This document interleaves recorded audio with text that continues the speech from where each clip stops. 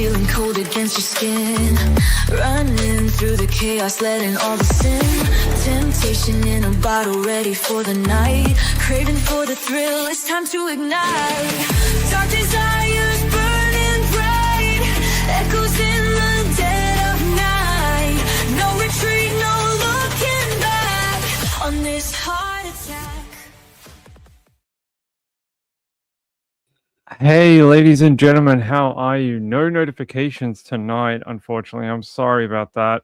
It's been it's been one of those mornings. Good to see you. Hey, let me talk to you guys while I set up. How have you been? How's your Friday? How have you been going? Have you been paying attention to Travis Kelce? What is it? Travis Kelce and Taylor Swift? Apparently, they're gonna have their wedding at Madison Square Garden. Do you guys hear this? Apparently, this is true. I don't know. Do you reckon they're going to do that? Madison Square Garden? That place is huge. I mean, are they inviting like half of New York? Is that what they're going to do? Madison Square Garden, apparently. I mean, I guess for some. If you can afford it. I don't know how much it costs to rent out Madison Square Garden, but it's probably a lot of money. I don't know. I guess she's got it. She made what, like $1 billion on her last tour? I mean, I guess so. If you can afford it. Hey Lindy, how are you guys? Yeah, good to see you guys. Just so people know, some people have been asking whether I will be on the 24-hour show. I will not be there this year. They're just letting some other people have a go, and that's fine with me. So, yeah, I won't be there. I've had a few people ask, and no, I will not. Jill says, don't care at all, but go for it. Yeah, go for it. Good for them, hey? Good for them. If you can afford it, what is it? Got to be $1 million, right? It's got to be $1 million to rent it out. You reckon? Like, 'cause you got to do the police and security. Yeah, there you go. Madison Square Garden. I mean, it's a huge venue, huge venue. It's massive. How many people are they expecting to invite? Like, how many people can go to Madison Square Garden? Madison.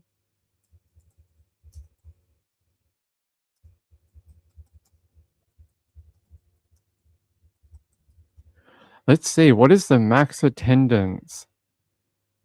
So it's like a 19,500 seat stadium. I mean, if you got 19,500 of your closest friends and they all really want to go to your wedding, I guess so. Jill says, best of luck and a long, happy marriage. Yeah, good luck to them. The story of how they met is actually quite funny. I think it's kind of, very Hollywood, isn't it? A guy doesn't know Taylor Swift, shoots his shot, and somehow, like, he tries the first time and she rejects him, tells him, oh, I don't do in-person meetings with celebrities.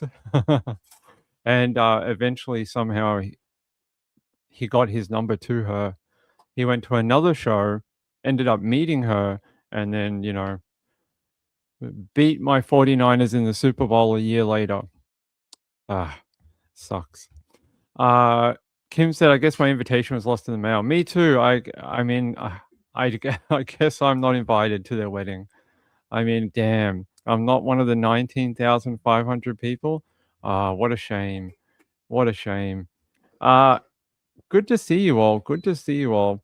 Hey, you guys, this story out of WA is it's a bit of a change. I feel like for like the last week or so, the only stories we've been talking about are sort of wives or girlfriends who had been killed. It's nice to have something different. That's a different topic. Let's take you out there. So this daughter in WA has been charged with, so she's 23 years old, right? Lives at home with her parents, and apparently got into an argument with her mom. They're saying here that when the daughter came back, she poured bleach into several family drinks and then went on a walk, or while the family was on a walk trying to calm down, this daughter snuck around the house and poured bleach into all the water bottles. The family came back after cooling off, drank from this water container, and their internal organs started to burn. What would drive a daughter, so this is like family, to do that to each other, to pour bleach? I think it's crazy. Yeah, let's play the 1 minute clip for you. Recovering at home after allegedly drinking a glass of water laced with poison. Her daughter charged with intentionally trying to endanger her life. Hurried into an ambulance, 40-year-old Jessica had just taken a gulp of water from this jug. Her throat burning, unable to speak, she believes she drank bleach, convinced her daughter had something to do with it.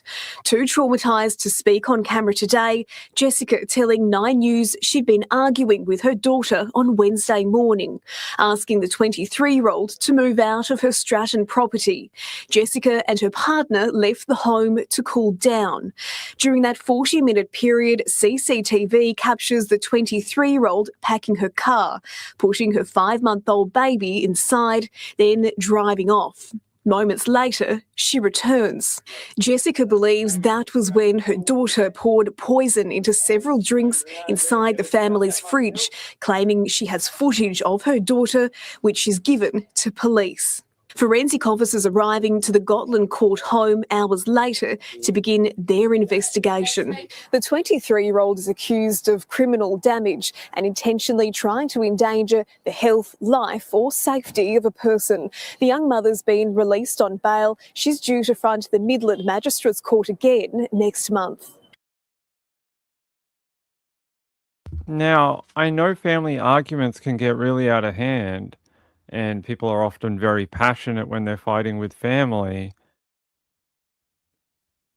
It's one thing to sort of like get into a scrap with your mom or something like that, but to actually go and pour a chemical into their water container, like you could have killed her. You could have killed your mom. I don't know how much she added, but the fact that the mom said when she took a sip of the water, she felt burning instantly. It tells me it was enough to cause some reaction. Luckily, the mom's okay. She's not gonna die or anything. She's okay. I just want to know where would you come up with that? And I get it. Like, so mom had asked her to move out. I mean, that's, she's like, I've got a 5-month-old baby. Where would I go? Mom, why are you kicking me out? I get it. It's very, very emotional, but you have to know that could have hurt your mom, like seriously hurt her. There's been stories where people have drunk, like when they work in a restaurant or something like that, or people visiting a restaurant where they have drunk cleaner or something, like they've accidentally put the cleaner in, they haven't flushed it out, and then, stuff like that, and they've accidentally drank it, and some people have died from it. So she could have killed her mom. It's really sad. Jackie said, "Wouldn't you smell the bleach the minute you open the water bottle?" I don't know. I mean, when you get a bottle of bleach, you can smell it from a mile away. I don't know about when you add it to a tank of water. You would think so. I mean, maybe people just don't check. They just assume, hey, it's safe. I mean, I put the water in the bottle. It's safe. I'm not expecting someone to pour a chemical into it. Maybe it's just sort of one of those muscle memory type things where people are like, yeah, that's fine. I mean, I don't know. It's it's a little strange, a little strange. And yeah, so she's been charged. She now has to front court later this month. And what's interesting though, she's been released on bail, right? The mum had already asked her to leave the property. Probably as part of that bail, part of it would be that she cannot have any contact with the victim. So she's still getting kicked out of mum's house, right? She can't go back there. It would have been part of the conditions that you don't speak to a victim, you don't speak to someone involved. The end game for the entire thing is exactly the same as what would have played out if she had just followed her mum's directions in the first place, like move out of the home. The only difference is she did this. Brutal, brutal. Did she put a little bit in a lot of drinks? One of the bits of information I have is that she tried multiple drinks, but I don't know if that's poor reporting or just early reporting on it. I'm not sure. I see here that it was multiple drinks, but I don't I I can't confirm it. There's two different reportings. One says, see, it says here. Yeah, it says here. No, that's not it. That's not it. Here, we go to the daughter. So apparently a guy did this too. In WA, like a month ago, a man did this and was charged over it, but that's not the one we want to look at. ABC. Hmm.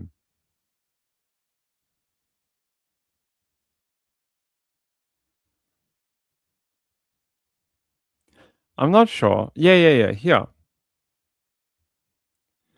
Jessica, so that's the mum, believes that when her daughter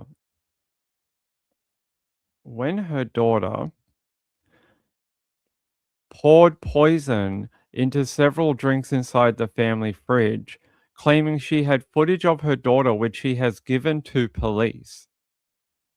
I mean, you'd have to be, if you know your mum's got cameras from living there, again, you know you're gonna get caught. So it's just an act of rage. That's what it is. It's a unbridled act of rage, lashing out against your own mother. Because again, like we just heard, the mum handed over the security footage of the daughter doing the act. I think it's horrible. I think it's horrible to treat your mum that way. And I get it. As someone who comes from a life of, you know, poor family dynamics and someone who, doesn't even talk to their own family at all, I get it that sometimes family units break down, but still, I mean, I think there's like several other things that would have been better than this. Um, Terrible, terrible. I hope mum is okay. So mum's name is Jessica. I hope she's doing okay, and she has no lasting impact. It says here that she was rushed to hospital after her throat began to burn moments after taking a sip of the water. The 40-year-old mum now believes she drank bleach. So I'm hoping she's okay. I'm hoping mum is doing okay. Yeah, I'm just trying to see if we can find anything else about mum. Thanks, Google. Google's like, if you are dealing with a medical emergency, head to the hospital or call an ambulance in Australia. Thank you, Google. I'll be all right. Thank you for looking out for me, Google. Uh, don't have too much more about the mum. But, I hope she's okay. I'm guessing she is okay, and she's back at home now, considering she was able to get that, footage and give it to the police. I think she's okay. Here, let's have a look. Ah, forensic officers investigated the Gotland court residence, and apparently they did a forensic of everything in the fridge. So they would have taken it for evidence, bagged it, tested it. That's probably how they know, as well as the footage, that it was several drinks that she contaminated. It's brutal. Marlene, hey Marlene, how are you, my friend? Daughter acting like a child, not thinking like an adult. Scary to me when the daughter has a 5-month-old baby and she's doing things like that. It's awful. what happens to the child? If you hurt your mum like this, what happens to the baby? Because wouldn't child services get involved? I mean, we heard about it in other cases when there's a incident like this, when there's a poisoning that happens, they often get, and there's children in the household, they'll often get CPS involved, because they want to know that there's no risk to the child, that type of thing. Kelly said, wonder what the mum was kicking her out for. Her behavior, maybe? If she flies off the handle like this, imagine what she does when mum tells her, no, you have to cook your own dinner tonight. Me and dad already ate dinner. You have to cook something yourself. Maybe she, maybe she is often argumentative and causing the household to be, not a great place to be. Woman still said it could never hurt. I could what? It could have hurt or killed mum after a few days. Lucky that she realized it pretty quickly and went and got some help. Maybe they gave her something to neutralize the chemical. I'm sure there's something that they give them. Charcoal, maybe, something like that, so it passes through the body. So we'll have to wait and see. Apparently, the daughter who has not been named at this point in time, mum's name is in the public domain, but not daughter. We'll have to wait and see about who she is. No last name attributed to either reporting, and they are keeping it sort of under wraps right now. Criminal damage. Yeah, let me just. Is there a last name? No. No last name being given, but this was in Stratton in Western Australia. We don't do a lot of stories out of that region. I very rarely do stories out of WA. Let's have a look. Jessica is recovering at home after receiving emergency medical treatment. Her daughter is released on bail and is scheduled to face the Midland Magistrates Court later in June. So that is the only update we have. Let's see. 20 hours moved out of a property. Yes. Yeah, so they actually got forensic officers out there. That's very interesting. 23-year-old is being accused of criminal damage and intentionally trying to endanger the life, health, or safety of a person. And yeah, I want to know what happened to her 5-month-old. What happened to the 5-month-old child? I can't imagine you just get out of jail and they're just like, go have fun with your kid. I'm sure there's another investigation underway. So there you go. Um, I hope that's gonna work out for everyone involved. And what? Oh, that's interesting. I'm gonna tell you about this in a minute. Um, what is going on in the world in Australia today? I just had 2 other stories pop up that are even more bizarre. All right. I'm going to take you to Victoria very quickly. I got some USA stuff to do too, but check this out. Burglar bust accidentally exposes treasure trove of that D word, that's DRUGS. A break-in attempt at a storage unit in Melbourne's inner city has uncovered a treasure trove of illegal, things and millions of dollars in cash. Police say the discovery began after 2 people were allegedly trying to break into a Port Melbourne storage facility on Williamstown Road about 8:30 a.m. on May 27th. As police investigated the incident, they found what they described as a treasure trove of illicit chemicals. The discovery led to more searches at apartments in St Kilda.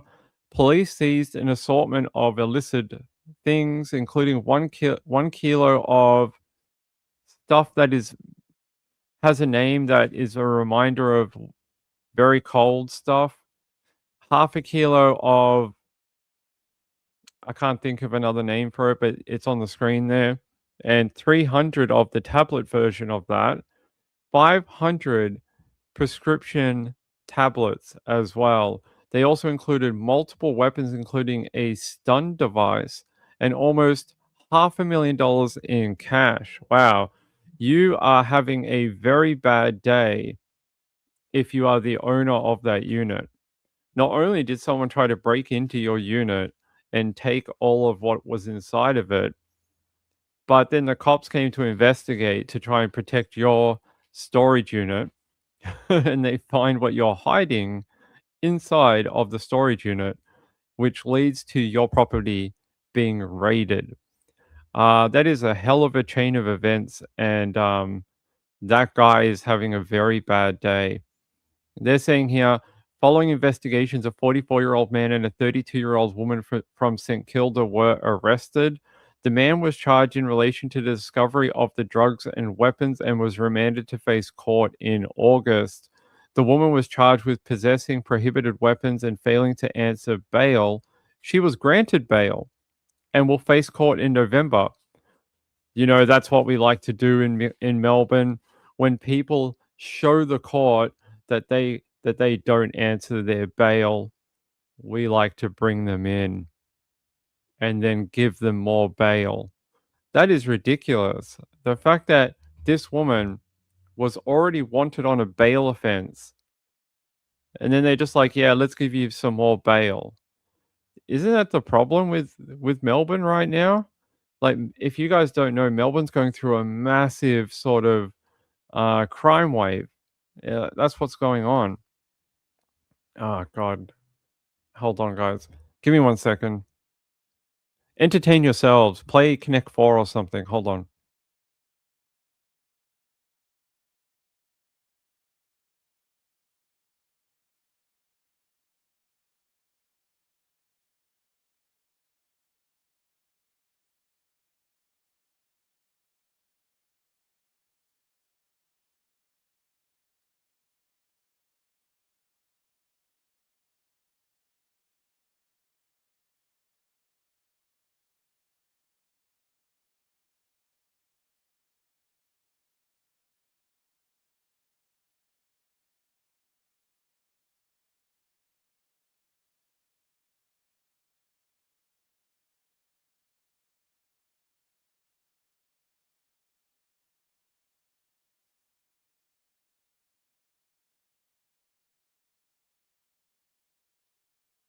All right, sorry about distractions of what we do on this channel. Hey Sean, thank you for gifting a membership. I appreciate it. By the way, Quiet Observer, thank you, my friend. I saw your message last night. I appreciate it. And yeah, come to Melbourne. We can do the King's birthday fake fake ceremony that we talked about last night, where we all have ceremonial swords and then we like have to go like knight the king and point the sword towards his statue in Melbourne. That would be great if that was a real thing. Maybe we can make it happen. Good to see you guys. Good to see you. Hey Kelly J. Hey Ruby, how are you, my friend? Hope you're having a great weekend. Uh so yeah, that guy having a really bad time. I want to know actually what court was this? What court was this? Magistrate's court? I'm guessing it's probably county or magistrate. Which one? I'm going to look more into this because I would like to get the court documents for this and have a look at what exactly went on here. They're saying through further investigations, police identified a man who they believe is the ringleader of the drug trafficking syndicate who was overseas at the time of the attempted break-in. Of course he was. Of course he was. How do you think people knew to go break into the storage unit? They obviously waited for this guy to be overseas and they went, hey, did you hear Marco is overseas? Let's go break into his storage unit and take all his stuff. So that's that's obviously what happened. And they're saying police arrested him following his return to Melbourne, and he was hit with multiple drug charges and held in custody before he's set to face court in August. Police are now searching for the man and woman accused of breaking into the storage unit. I'm suspicious that you already arrested a man and a woman. Are you sure they're not the same people? They are believed to be, so they're looking for two people aged in their 30s, both of Caucasian appearance, wearing gray hooded jumpers with high vis jackets, and they're wearing a mask and sunglasses. That guy had a bad day, right? Went off to go on holidays, and someone tried to rip him off and break into his storage locker and take all his illegal stuff. And then on his return from holiday, the cops were waiting at the airport. That is a really bad week for them. It must have been someone they knew. How else would you know where the storage locker is, and that the fact that the guy was not in Melbourne at the time? It has to be someone within that sort of friend group or associates. It has to be. Marlene said, "You guys have a history with swords, not a good one." We do in Australia? I don't think so. Maybe England. England probably has a history with swords. I don't think we do. I don't think the first fleet came here with swords, did they? I think they came here with like firearms. I think they came here with like, very early stage firearms. I don't think it was machetes. Damn machetes, they're everywhere. If you guys don't know, our local government down here spent millions of dollars to make square boxes that they put on the street for people to take their machetes and hand them in. Millions of dollars. I'm not kidding. Millions of dollars. I'm not sure how many machetes they got, but I don't know if it was worth the millions of dollars that they invested into it. Here, I'll show them to you.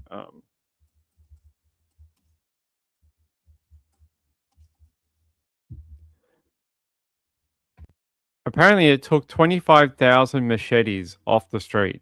I mean, I guess that's something. I don't think it should have cost millions of dollars, though. Can you imagine? So this is outside a police station. Can you imagine you're a person and you're a gang person and you've got machetes and you're like, I want to get out of the game. So I'm going to go to the amnesty box and put in my machetes and give up my life of street crime. And you're like, where is it? I'll look it up online. Okay, it's outside of the police station.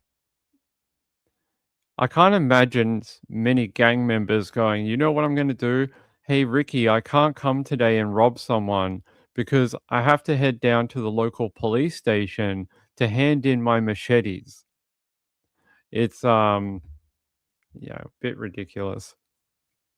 Yeah, there was millions of dollars of public money to make these things. Yeah, what was the cost? It was a lot of money. Yeah, here. So I think they made like 45 of them. They said here that it was supposed to be something like $325,000 for each bin, but apparently they did a audit later on which clarified that the physical bins only cost 2,400 each, while the remaining multi-million dollar budget covered statewide retailer education, public awareness campaigns, and weapons processing. Apparently it was $13 million total to take 18,000 bladed weapons off the street. Still a lot of money. 13 million bucks. All right. What does that cost? $13 million. Let's have a look. 13. Yeah. Divided by 18,000. So for each knife handed in, the government spent $722 per knife. I feel like you could have probably just had a pile of money and told people, bring in your knives and we'll give you $50. and I reckon it would have cost less. You probably would have got more knives, and people would have been happy with their free $50. Guarantee you would have got more knives. Lisa said nobody asked us citizens. No one asked us. They just go ahead with these campaigns. So apparently now, if you are in Victoria and you are caught with a machete without a lawful approved reason, such as gardening and agriculture, you could face up to 2 years in jail or a $47,000 fine. There you go. Getting tough on street crime. Kelly said, yes, that would be much smarter, Pink, right? Just hand it, like, that's what they did with the guns. 40 years ago, there was a massive gun buyback operation in Australia. They literally handed cash over to people who handed in their weapons. It was highly successful. They should have done that here. Warner still said, do they still make machetes in the machete factory, or did the government shut them down? I have a feeling the majority of them are probably imported. I have a funny feeling they're probably from overseas. Montana said, sounds like the fortune government spent on billboards saying they were improving the country. We're improving it one billboard at a time. Yeah. So there you go. That guy having a really bad day. While I was like sort of reading that story, did you guys see this one? I'll get off the Australian stuff in a second. I just want to kind of look at this. Brutal. This guy having a bad day too. A man has had his hand severed in an alleged cash-motivated home invasion in Sydney southwest overnight. And they're saying that early investigations indicate that cash appears to be the motive in a violent attack at a Greenacre home.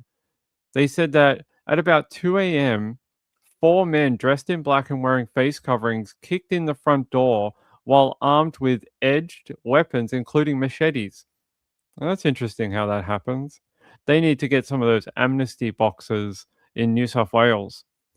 Police say that the victim's parents, aged in their 40s, and 2 brothers, aged 19 and 16, were inside during the home invasion.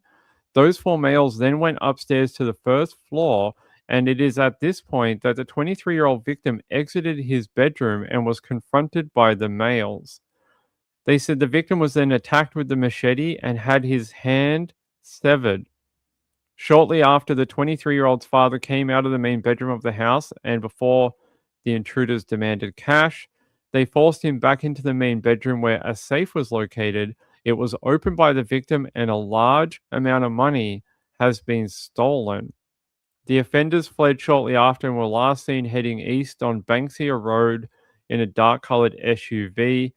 Paramedics treated the victim before he was rushed to hospital in a stable condition and has since undergone surgery.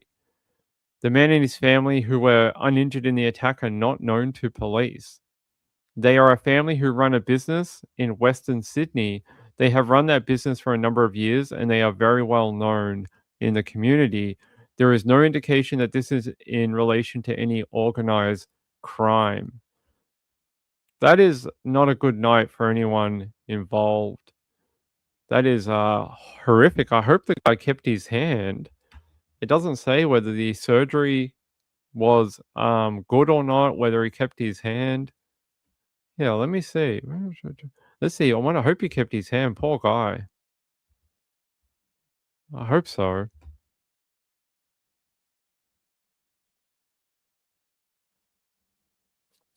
Yeah, let's go.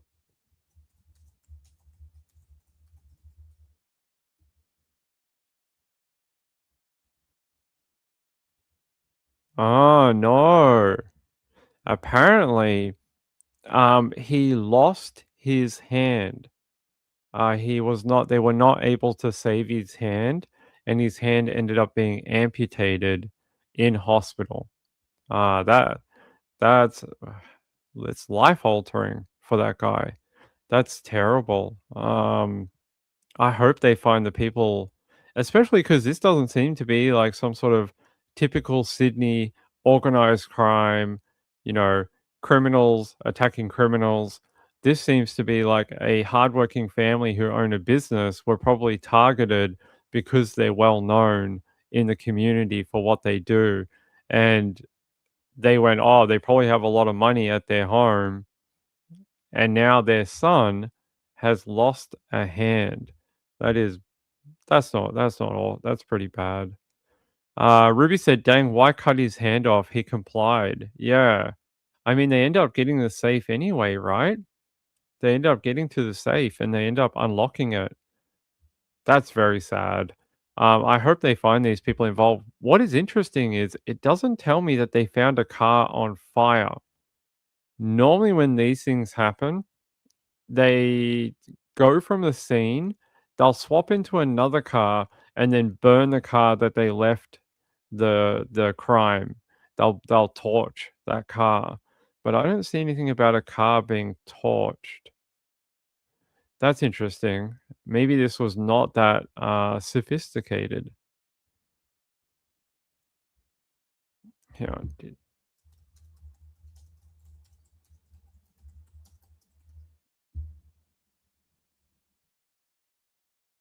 No. New South Wales police have not reported finding a torched getaway car in connection with this specific home invasion. That's I'm very interested in that because I think that means it's probably not related to some of the other organized crime that goes on in New South Wales. Normally, if these guys do it, they're very methodical in the way they do their attack and then the way they dispose of evidence afterwards. The fact that these people did not torch the vehicle and possibly still have that car is a departure from the normal type of offending. I would think that's very odd. I think police will be very interested in that aspect of it. So there you go. There's some updates from Australia. What the hell is going on? It's like just all bad things. All bad things apparently. I don't think I have anything good to tell you. I wish I had some good news stories. Let me see. Do we have anything good on the list today? I what? I don't wanna know about that. Why did someone just send me this story? Please don't send me stories where animals eat people alive. That's horrible. Oh my god, that's so gross. Hold on, guys, I'll show you, but this is foul. I'm gonna go to Reuters. Yuck. This is not a good news story, guys. We want good news. We want people where they succeed sometimes. We need some hope in the world. Did you guys see this apparently? Um, According to Reuters, a second case of flesh-eating screwworm parasite was confirmed in Texas by the U.S. Department of Agriculture on Friday, emerging just miles from where the first U.S. detection in decades was reported this week. And they're saying that that it ate someone alive. Ugh. Apparently, it ate someone whole. It's saying second case of flesh-eating parasite that devours victims alive detected in the US. So if you're in Texas and you should be careful of this New World screw worm. That's what it's called. New World screw worm. And they said they found it in a 1-month-old calf in Zavala County, Texas, apparently only about 5.6 miles from the original detection a few months ago. Yeah, let's guys, you send me some horrible stories sometimes. That's gross. I don't know if you know about it. If you live in Texas, are you aware of this? We have people that watch the show from Texas. Are you aware of this New World screwworm? I've never. Sounds horrific. Sounds horrible. Ruby, have you heard of this bug? This what would you call it? A fly. I'm guessing it's a fly. Terrible. So if you're in Texas, apparently now 2 detections have been caught near the US-Mexico border, and they're saying that if it gets a hold for US cattle ranchers, it could devastate the industry. Apparently, there was an outbreak in the 1960s, and that one was very, like, it was widespread. A lot of ranchers lost cattle and production, and they're hoping that doesn't happen again. So be aware. If you live in the southern part of Texas, be aware. I got no idea. Lots of scary parasites, apparently. All right. I want to go. Why did someone send me that? Don't send me things where animals eat people slowly alive. Ugh. All right, hold on. That's not very nice. All right, where are we going? Let's have a look. What's on our? Okay.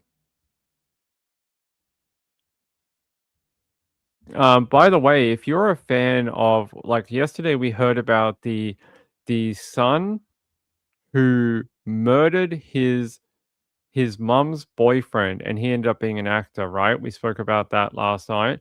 That's James Handy. But did you guys hear that Anthony Head, UK actor, died today? Anthony Head passed away. You may know him from a bunch of different TV shows, including Ted Lasso. I think he was in Buffy. What else was he in? He's been in a bunch of different things. What else has he been in? I think, yeah, he was Giles. If you guys remember Buffy, he was Giles. Here's him from Ted Lasso, but he passed away today. So if you're a fan of his work, um, yeah, he died, unfortunately. Amy said, I loved Buffy back in the days. Giles was a great character. Loved his work on Buffy. I'm a big Buffy fan growing up in the 90s. Obviously, I watched the original movie and the series. What? Maybe eat a little on the way. Lynn said they don't eat people alive or cows. Fly lays eggs under the skin and they hatch and work their way out. Ugh. Gross, my friend. Gross. I hope they don't eat people alive. That would be terrible.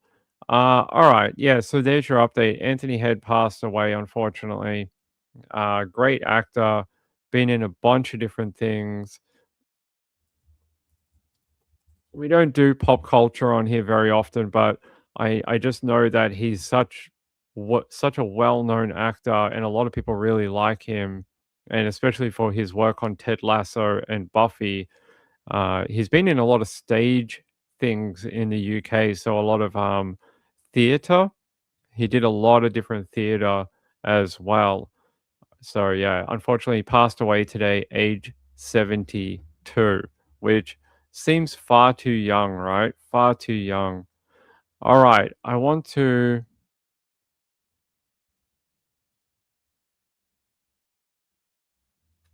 All right, let's go. What year is this? We want to go to Arizona. I'm going to go to Arizona, ABC 15, who we love, and I want to show you this if I can. You know, I love any time we can give people back their name.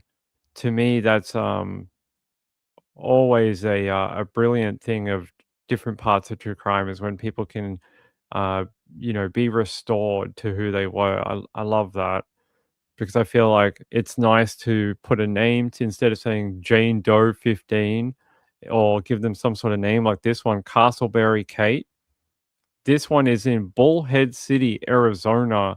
Police have identified a victim in a decades-long cold case in Arizona. On Thursday, the Bullhead City Police Department announced that an unidentified woman whose remains were discovered in 1989, known as Castleberry Kate, has been positively identified as Sonia Alice Langham.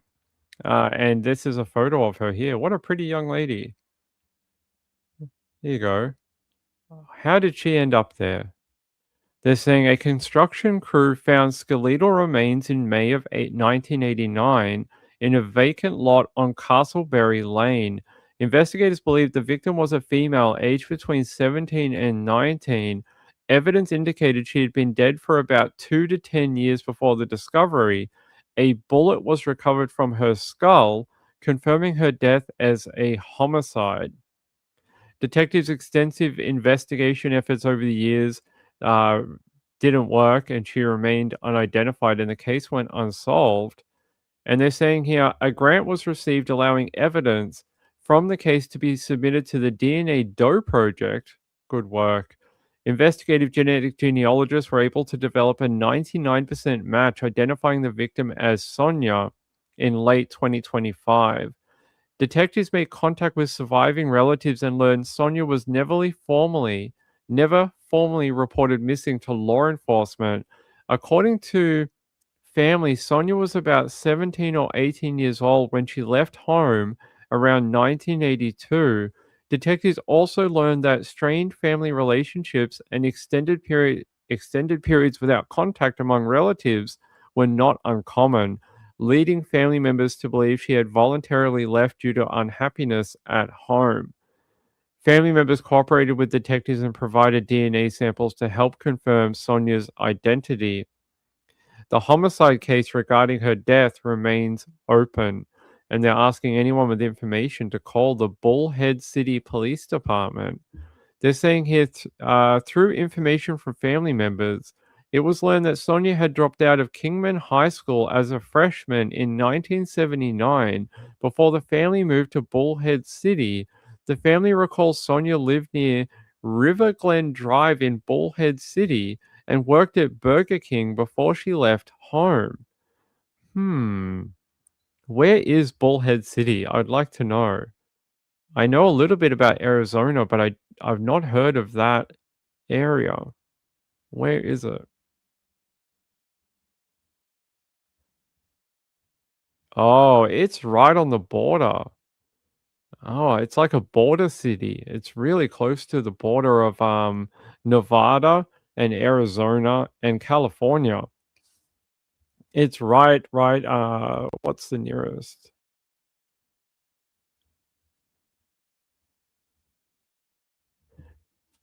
So it's right on the border of Nevada, but where California meets Nevada and Arizona, it's just north of there. It's near Mojave City. If you know where Mojave City is, or Fort Mojave, it's near there. It's just north of that. So yeah, very regional town. Very. I just want to see like how big is this town?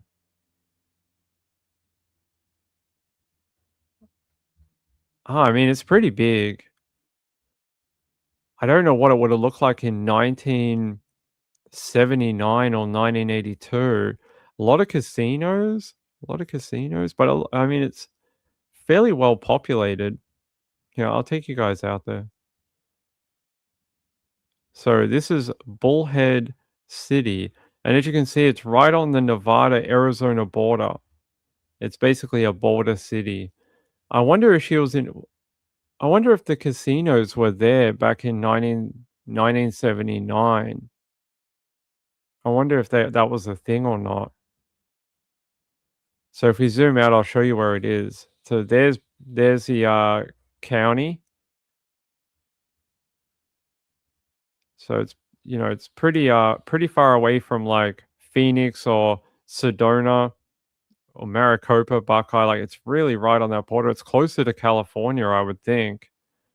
Closer to Las Vegas, maybe even as well. Las Vegas right there, Henderson. So it's really sort of remote, but it's got a pretty big town associated with it. So okay, Bullhead City.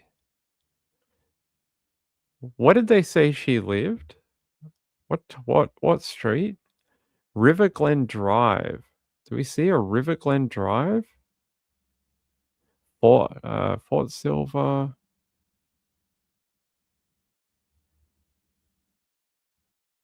Do we see a River Glen Drive? I don't see a River Glen Drive on here. Maybe up River Port. That's not the right one.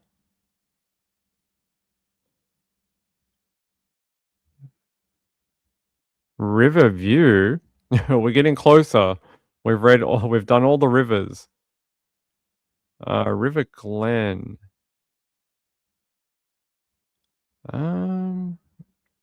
La Costa. There's Glen Rock.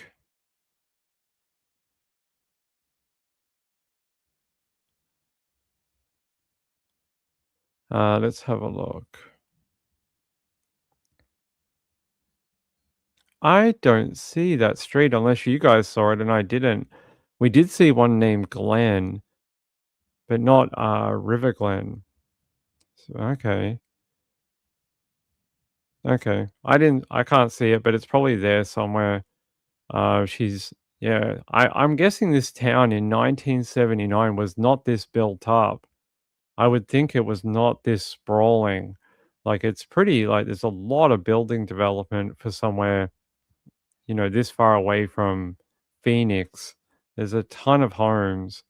I would think that these are mostly newer homes. I mean, they've probably been around.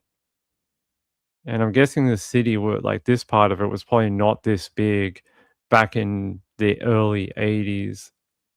I would guess there's new developments and new homes, that type of thing. But very sad to find her on a building site with a bullet in her head. You have to ask who would want to hurt her.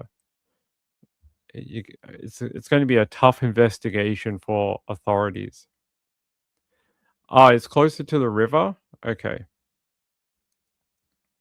All right, let's go back down here.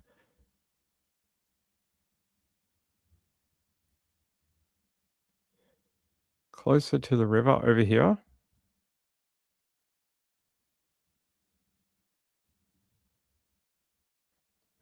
Hey, there we go. River Glen Drive. Thank you, Lindy. So she lived on this street here. Okay. I'm interested. And then she was found in a building site. Yeah, what was the building site name? Well, it's the name of her nickname that they gave her, right? Let's have a look. Castleberry. Okay, Castle.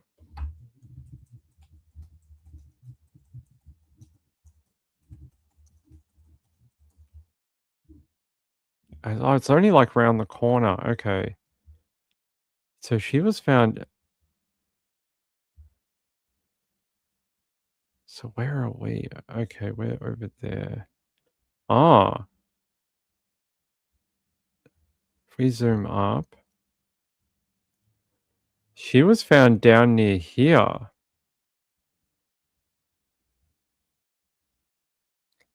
There should be a street right here called Castleberry.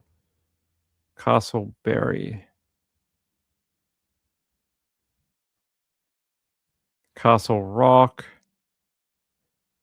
Hold on, let me check my other. Okay, right there. Right here. Castleberry Lane, right here. So she was found like in a completely another part of town. So when she was found in a building site down here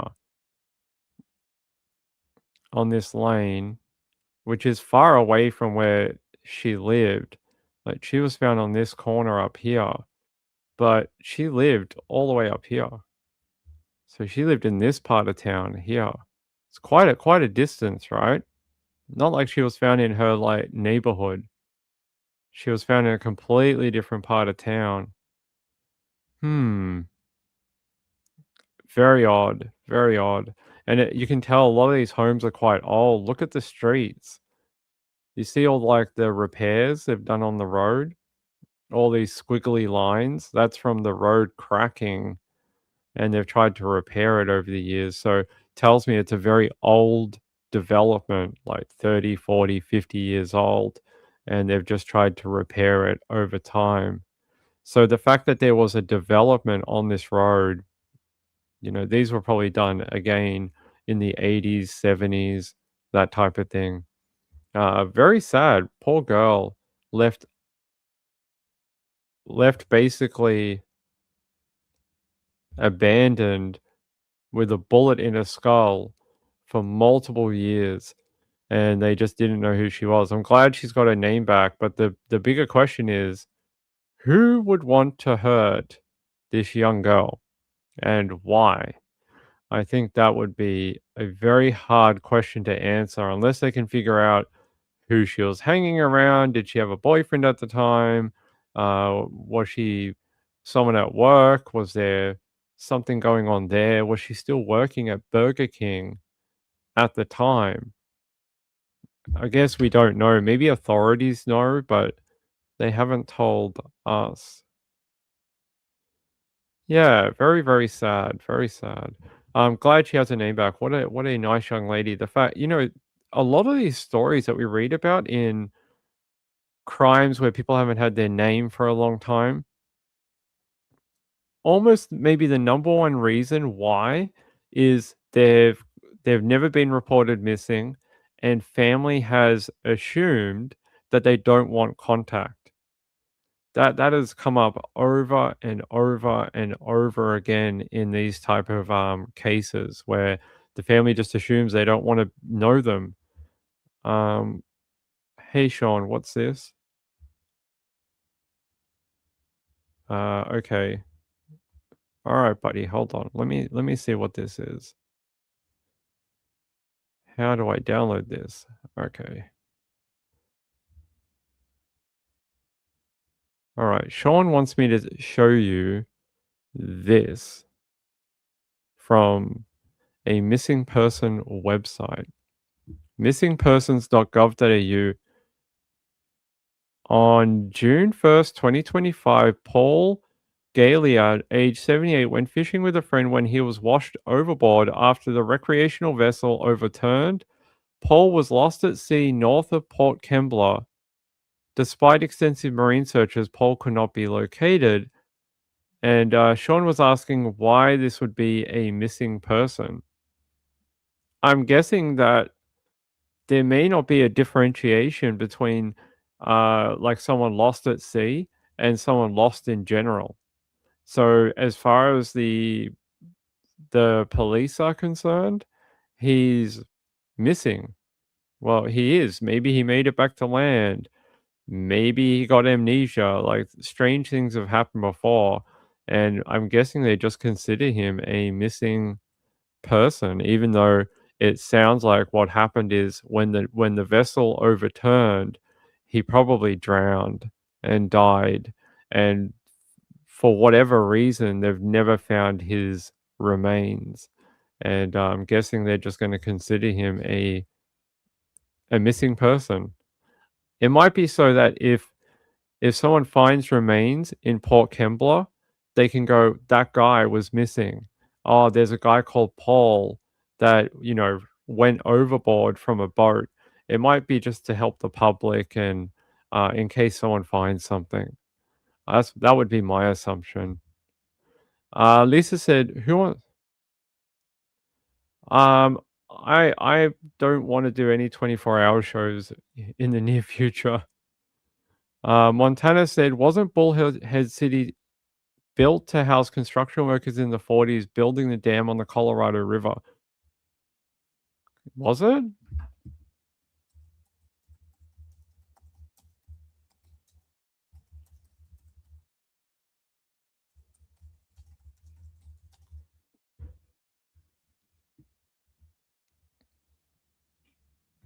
Yeah. In the 1940s, construction workers' camp and settlement for the Davis Dam project on the Colorado River. There you go. The construction of the Davis Dam, originally called the Bullhead Dam, began in 1942 and was completed in the early 1950s. The settlement was named after Bullhead's Rock, a nearby geological formation in the Colorado River used as a navigation point by steamboats. The rock is now mostly submerged beneath Lake Mojave. There you go. So maybe some of the homes are from housing workers. I don't know how many would be left today, or if only one portion of Bullhead City is from that. You know how we looked at it, it's very segmented. It's in like different parts surrounding the river. It might be only one part of it is the old settlement. It could even be the bit that we were looking at up where she used to live, because they sort of look like those type of, very cheaply constructed homes, that type of thing, where they might house people. So, yeah. Lisa said, "Why not?" Because I just don't really want to do 24 hours on a live stream. I, I barely cover 2 hours. I don't really have a lot to say for 24. Ruby said, "I can barely stay up with you all as I'm old." That's all right, Ruby. I hope you're keeping up. Paul, Sean just wanted to ask about this. Why this was a missing person? I would have to ask Sean. Do you want me to reach out to the website and ask for you? I'll ask them. I'll ask them why they don't have a differentiation between people lost at sea and people lost on land. Maybe that's something they would have to incorporate, because I don't think there's a database. Hold on. Is there?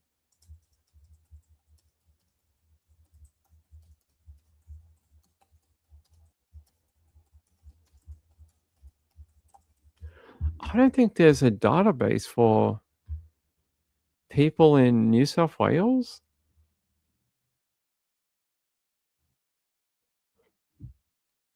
Okay, yeah, there is no single specialized lost at sea database in New South Wales or Australia.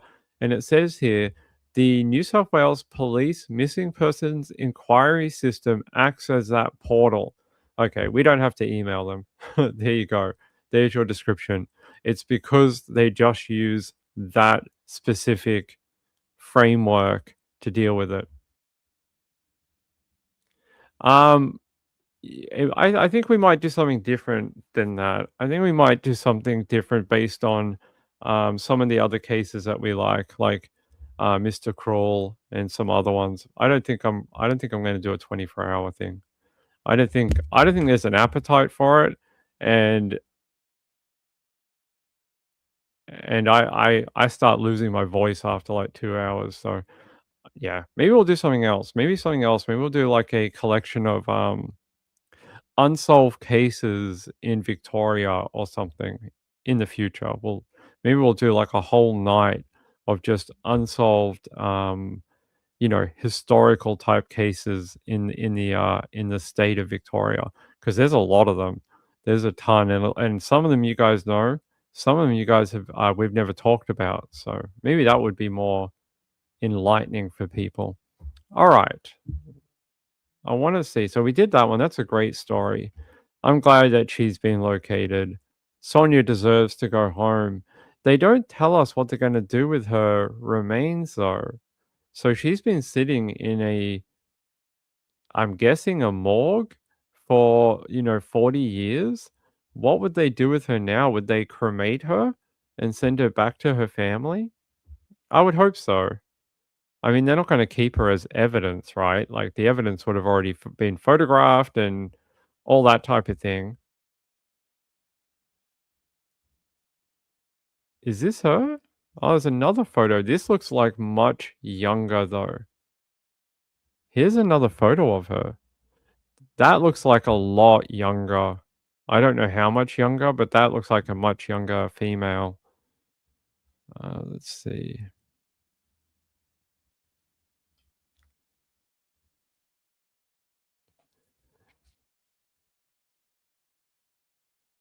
It's a shame that there's not more localized information for her. But that is another photo of her.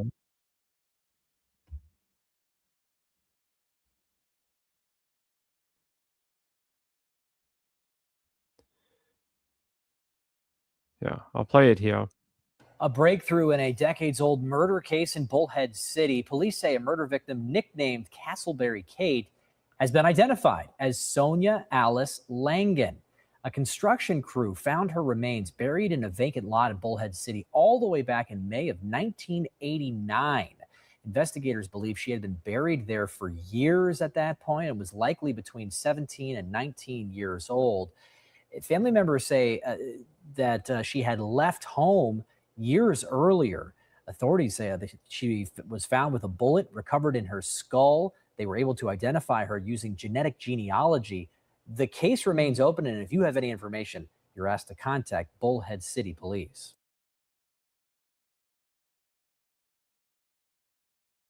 You guys think that she would go in a pauper's grave?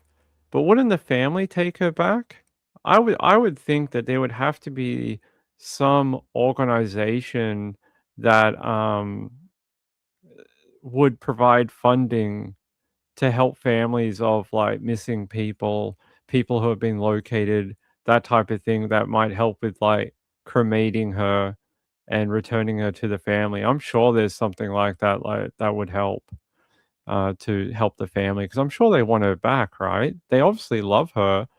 They were talking about her in the interview, and they're like, we miss her, and we didn't know that she was missing, and I mean, they said we're just trying to respect her wishes that she didn't want to be at home.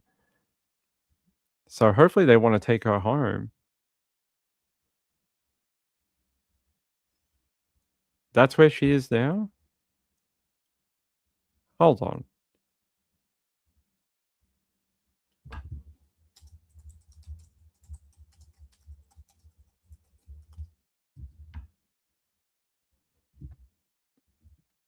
I want to see if they've said whether they're going to send her back or whether they've already given her a burial.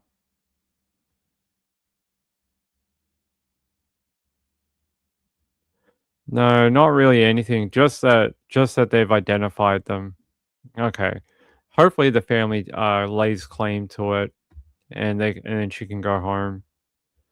Uh the story said she was buried. No, she was found buried. Not that she was what? Are you May of saying that they buried her Bullhead as a City. Jane Doe? I thought they just meant she was no. I took it as in the skeletal remains of Sonia were discovered buried in a vacant lot. Like that's where they found her. She was buried in that vacant lot. I would assume she's been in a morgue or a medical examiner's office for, 40 years or so. I think at least that's how I took it. Maybe I'm wrong. I didn't take it like they had buried her as a Jane Doe. Warner still said that would be a shock to find out she was dead all these years from her family. Definitely. I mean, at least they have the answers to what happened. The thing they don't know is who hurt her. That's the other question. Like, they got to find that out. Whether they ever will, I don't know. It's so long ago. You got to try and find out who, like I said, who she was hanging around. Was she seeing someone? Do people remember? Do people remember her? That type of thing. Could they give some sort of new testimony to what her life was like at the time? Yeah. But it sounds like she was a local. The fact that she went to the local high school tells me that, like, her family was from around that area. Oh, she dropped out of Kingman High School. And then the family moved to Bullhead City. Okay. So there you go. She used to live in Kingman. Where is that? Let's have a quick look. That's in Arizona, obviously. All right, Kingman, where's that in relation to Bullhead? Oh, it's not that far away. Kingman's just a little bit further south. It's not that far away. Oh, sorry, not south. It's a little further east. If you head east from Bullhead City, you'll get to Kingman. If you take the I-95 or if you go up I-40, you'll end up near Kingman. So they're not that far away. Probably, what is it, about 1 mile, 5 miles, so about 20 miles away. About 20 miles. So they're not that far from each other. Jules said unknown people are eventually buried with other unknown depending on. Yes, can't keep bodies forever, you would run out of space. Yes, I agree with you. I know that does happen. Woman is still said they catch killers all the time once the body is identified. Hopefully that's what happens here with her. Um, yeah, it's not that far away. It's like 20 miles or so. Let's see. It's interesting that they haven't told us what happened to her body though. Like, what have they done with it now? Like, whether she's been returned or no. Where's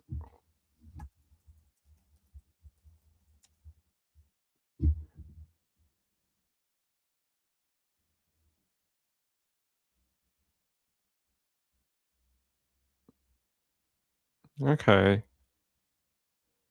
So it's saying here that the DNA Doe project have not disclosed the exact physical location or burial site of Sonia Alice Langham's remains.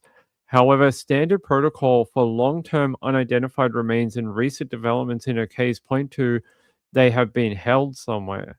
I mean, I guess maybe that's true. Skeletal remains under active forensic evaluation are maintained by the county medical examiner, and they're saying her remains were processed under the care of anthropologist Dr. Bruce Anderson at the Pima County Medical Examiner's Office and at the Mojave County Medical Examiner's Office.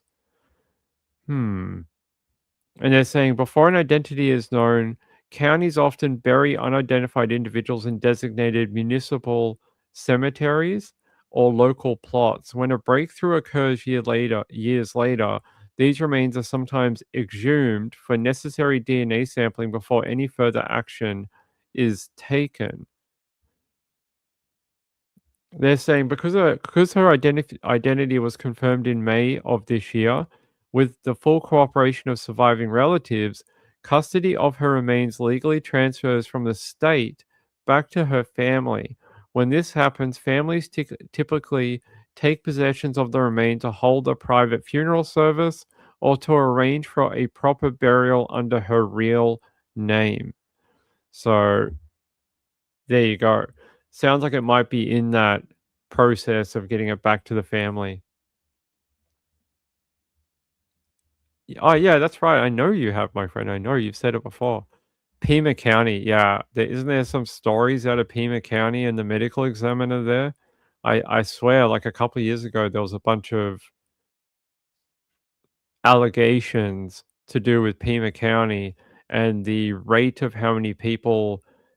So Pima County had a really high S word rate, like higher than the national average. And people were saying that Pima County wasn't investigating some of these cases correctly. And instead of actually looking at them, like some of them could have been murders, they were just like basically striking them out as S word cases instead of actually investigating them as murders. Um, Thank you. I should have looked at Find My Grave. Well, it makes sense, right? She's from Kingman originally.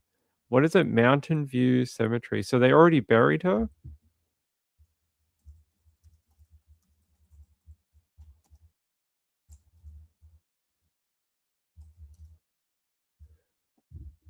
Find a grave. All right, let's have a look. So let's put in her last name. So Sonia. All right, Sonia Langen. Sonia.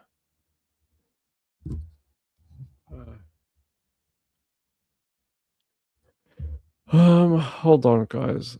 Yeah, Sonia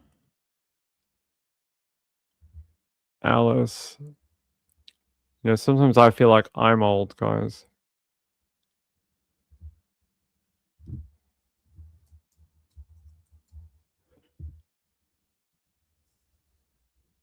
Oh, yeah. Sonia Alice Langen. When was she buried? Burial ID. Ah, okay. So that was a Jane Doe. Oh, come on, you silly thing. There we go. That was a Jane Doe one. Here, I'll show it on the screen. Thanks, Mountain B, for showing that. So Jane Doe, age unknown, found 1989. But the fact that they used a forensic pathologist, she's probably not there anymore. She would have been transferred back to the medical examiner, like we heard in the reporting. Kelly said Nanos is the sheriff of Pima County. There we go. Yeah, there's a lot of issues with Pima County. So there you go. Jane Doe, age unknown, found 1989. I would suspect she's not there anymore. I would suspect that she's gone back to the to be buried by her family. I would think. So that's interesting. This was a reconstruction they did. Do you think she looks like the reconstruction? Like, now that we know what she actually looks like and who she was, how close do you think the reconstruction was? It's always interesting to see how close they can get with these sketches or digital reconstructions of her. It's a very hard thing to do because remains are not always, perfect. So that's her in the composite, and that's her in real life. You think that looks like her? Not really. Doesn't. I think it's pretty close. The nose is very similar.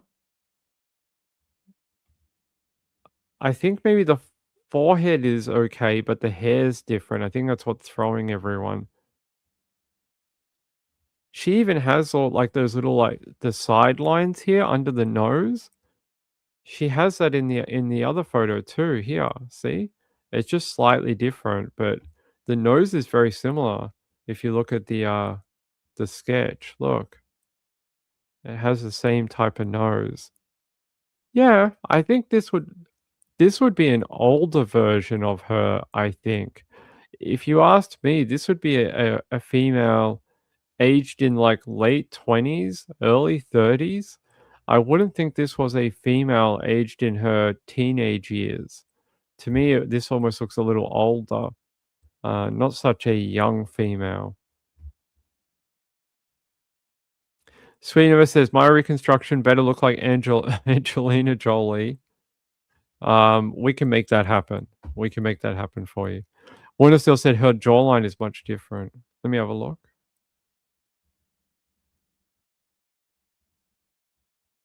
You think so?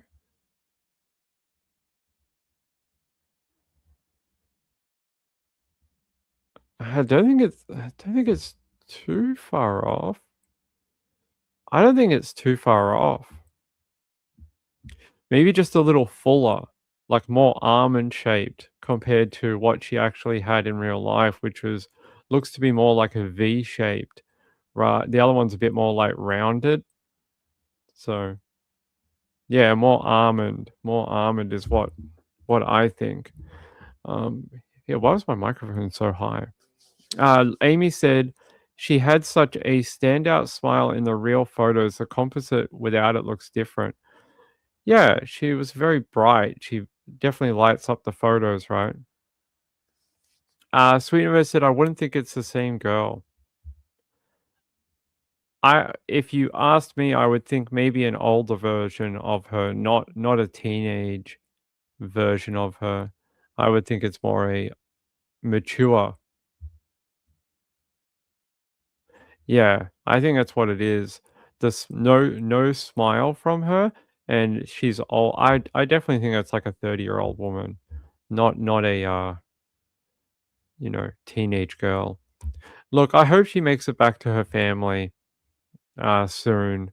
I feel sad that this girl's just been like left with no name, and then everyone's going to say, but ping, there is like 300,000 people worldwide every year who are buried without a name. And they're going to be like, ping, are you sad for all those 300,000 people? And I'm like, well, look, I guess not. But I guess when you read the story about people and how they get there, it's different. Kelly said an older version and no smile. Yeah. There you go. Good advice from Mountain Bee. You can create an account and sign up to volunteer at your chosen cemetery. Yeah, at least they finally know. I think you guys are right.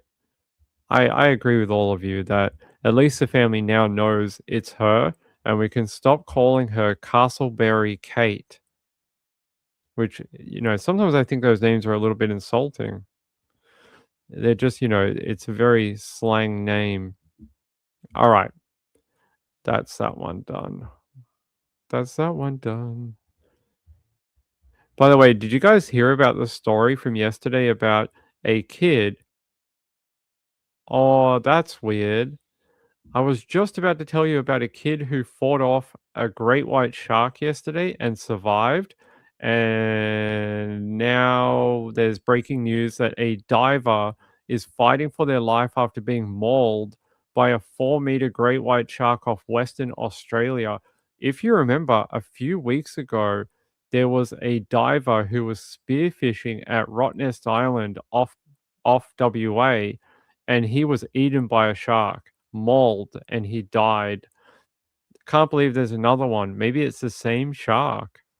Maybe it's the same shark that attacked this new person too. They're saying a diver is fighting for life after being mauled by a shark in Western Australia. The man was bitten by a suspected 4.5-meter great white shark just before 11:30 a.m. on Saturday. Near Michaelmas Island off Albany, 400 kilometers southeast of Perth. The man was rushed to shore by boat where he was met by paramedics. He suffered critical injuries. At least this guy survived. The other guy that was off Rottnest Island a few weeks ago never made it to the beach, never made it and died. So what I can tell you about Western Australia at this time of year, around that region in winter is when the big female great whites come back to the area.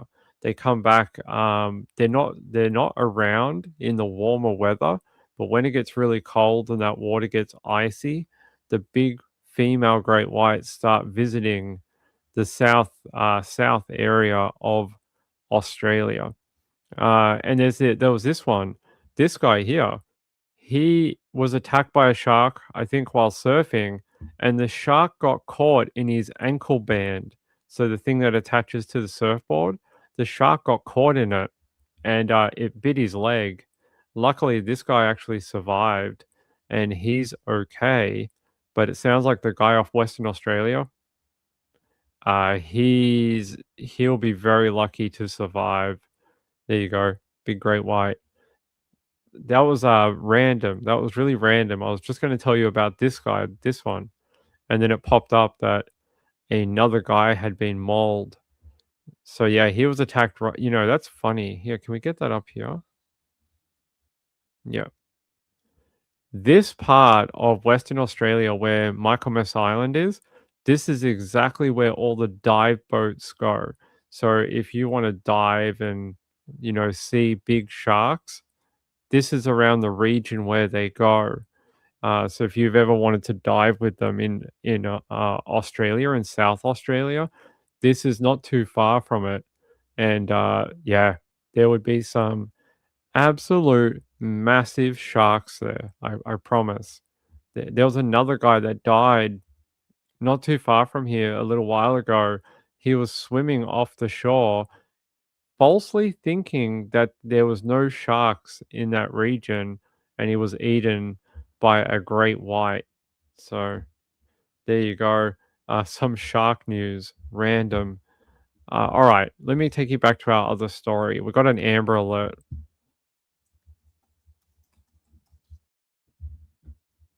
All right, there is a Amber Alert, but it was cancelled. they're saying the father is now in custody after two brothers from North Carolina went missing, but luckily they are now safe, according to information, if I can get to it. They're saying an Amber Alert was active in North Carolina as two brothers were reported missing.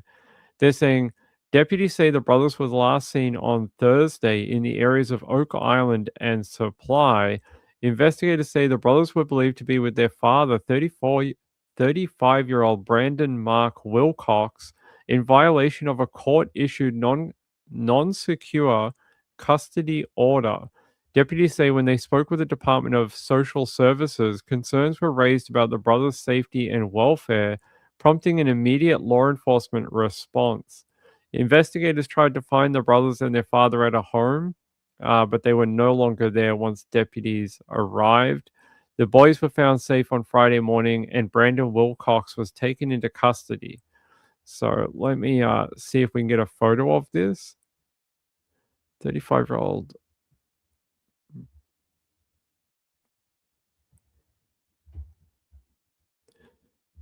Here's a photo of him and the boys. There's the two lads, and let's go WSOC.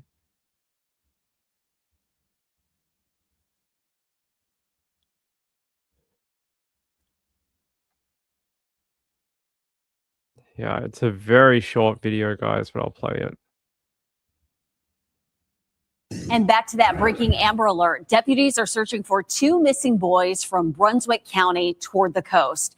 The boys' pictures are on your screen. 9-year-old Chance Wilcox and 11-year-old Wyatt Wilcox. The boys were last seen yesterday, and they're believed to be with their father, 35-year-old Brandon Wilcox. The sheriff's office says he is in violation of a custody order.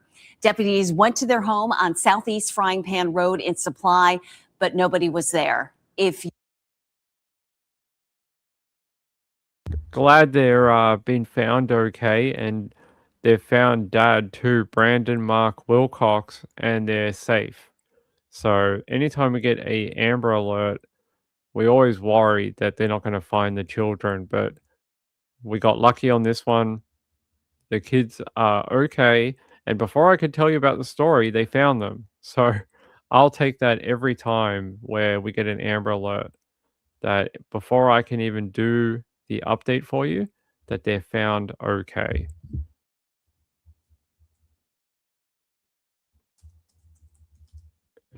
All right, I just want to go to the Amber Alert site. We've only got one new one, and I think it's not new. It's the one we were doing a little while ago. Delasia Fregoso, and her dad is Ruben. She was taken after her mum was murdered in Los Angeles, and they're saying that the dad took her across the border into Mexico. She is the only current from 2026 Amber Alert that is active right now. The other two are Alan Fisher and Rochelle Fisher in Idaho, but that one's been on there for over a year. They are not current anymore. So it's Delasia Fregoso, that is her here. She is still missing. Assumed that the dad took her into Mexico, and they haven't been able to track her down as of yet. But she is the only active Amber Alert at the minute. Yeah, KTLA is reporting LA man charged with murder in Amber Alert case is still missing, and they have not been able to track him down. The last thing we saw was the surveillance footage of him crossing in the border of Mexico. That's the last thing we saw. And yeah, that's all we have. Just trying to see if there is a better update, but I don't believe there is. KTL.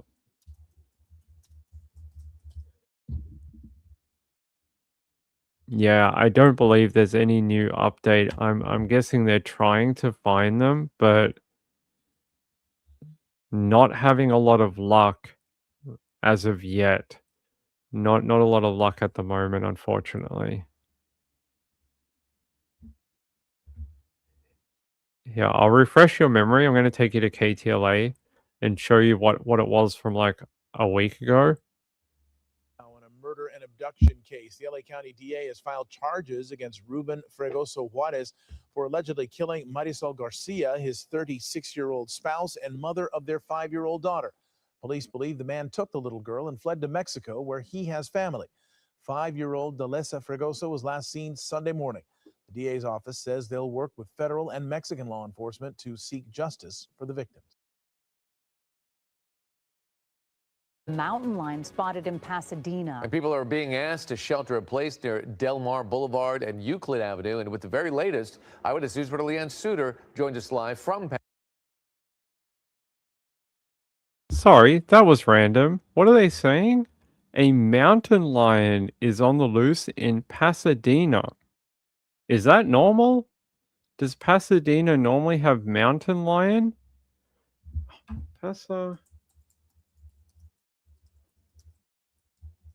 Yeah, do they normally have a mountain lion? Oh, I think they tranquilized it. Apparently they did find it, and they found it chilling out in a backyard. It was just hanging out, saying, "Hey bro, what's up? I'm just having a chill." And they tranquilized it. There he is. He's like, "Hey, I'm just a cat. I'm just hanging out in this backyard. Is that all right? I just need to have a bit of a rest. I've been walking all night. You know, just hanging out, guys."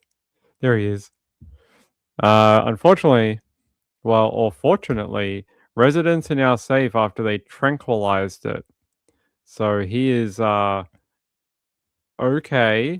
and they have taken him away apparently. Apparently they were able to, because he was just hanging out, I guess. Yeah, I'll play the video that we're going to watch because apparently it has the footage of it. Pasadena. And people are being asked to shelter in place near Del Mar Boulevard and Euclid Avenue. And with the very latest, Eyewitness News reporter Leanne Suter joins us live from Pasadena. Leanne.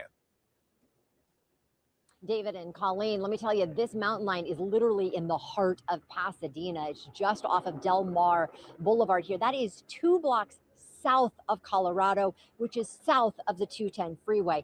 Unheard of to have a mountain lion here in this neighborhood. Take a live look over my shoulder. You'll see that that Fish and Wildlife officers are now here. You can kind of see their top part of their weapon as they're getting ready to try to tranquilize this large cat that is now posted itself up against one of these apartment condo complexes here on Euclid Avenue. Now take a look at this video. This is the cat we're talking about. The beautiful mountain lion was spotted around 11 a.m. this morning, but officials don't know what time it actually arrived here in the neighborhood. City miles. Either way, it has been here for hours. Police ID outside. It appears that animal is tagged. It is not wearing a collar that we could see. They believe that it is an adult mountain lion, unclear if it is a male or female. Now, in the last couple of weeks, just last month, there were 2 sightings of a mountain lion on the east side of Pasadena, close to the 210 freeway. But again, no animal has come this far south into the city. The street, it has been doing anything, just That's weird. The fact that the mountain lion would come in. You know, people, I often have this conversation on my channel. People are like, Australia, scary. So many animals want to kill you. And then I reference this. In Australia, we don't have giant cats that can come and attack you. We don't have big cats like this. We don't have them. They don't live here.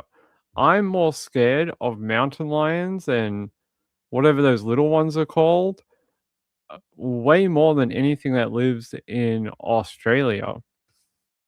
Tell me what you're afraid of in Australia. There's nothing in Australia that you guys don't have in the US. And the USA has bears, freaking giant cougar, and mountain lions, and bobcat. We don't have giant brown bears or black bears. We don't have cougar. We don't have bobcat. We don't have any cat. There's no big cats that live, or unless you believe the rumors that big cats really do live in Australia, but we don't have them here. I'm more scared of the things that live in America. 20-foot sharks, but you have them in California. People used to go diving at them at Guadalupe Island off California. So you guys have 20-foot sharks too. Huge spiders? You guys have tarantulas that live in Arizona that are bigger than your hand. So what are you scared of? I'm more scared of the tarantula than a huntsman. The huntsman is not poisonous. The tarantulas are, right? Yeah, you guys have got wolves and you know, what do you call it? A moccasin snake. You guys have got rattlesnake. I don't know, guys. You guys all live in fear from the Discovery Channel, but I'm more scared of the animals that live in the US. Yeah, scorpions, although we have scorpions here too. Not big ones, not like the ones that live in America, but we do have big ones. Amy said, I live in Texas. We have poisonous spiders and snakes all over the place. Example, Amy. Yeah, it's not what you guys think. Link said they have babies every year. We have a stream running through here with trails. That's where they live. Ah.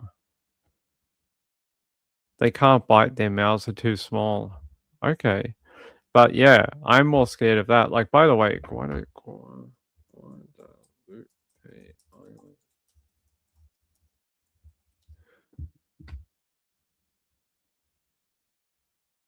you know, you guys think that Australia is the only place with giant great whites. I can assure you that off the coast of California, there are absolute behemoth. Here's one right here. This is one of the giant ones off the coast of California. So I wouldn't be like, oh my god, Australia's got really big sharks. I'd be worried about what swims off the coast of California. That thing is gigantic. It's one of the largest great whites ever recorded. They call it I think they call it deep blue. Its name is deep blue. So yeah, when people say, "Oh my god, Ping, the sharks off Australia are so scary," I go, "Have you guys seen the sharks that live off California? Like they get massive." I wish I had a better photo of Deep Blue for you, but she is a big shark. Yeah, there's a photo of a diver with Deep Blue. And that was off Guadalupe Island. So there you go. Hey, Marilyn. How are you, my sweet friend? Robert said, we have man-eating hedgehogs in the UK. We don't have any hedgehogs. I wish we did. Sean said, I haven't seen a snake or funnel web in my town all my life. Actually, Sean, I lived near you growing up. I never saw a funnel web ever. Never in my life, but I think if you go further out in the west, they do have them. Let's see. Sweetie said, I tried to pick up a bobcat one time. I thought someone abandoned their big kitty out in the middle of nowhere. Don't do that. That's no good. Don't be picking up bobcat. What is a bobcat? They're just little versions of a mountain lion, right?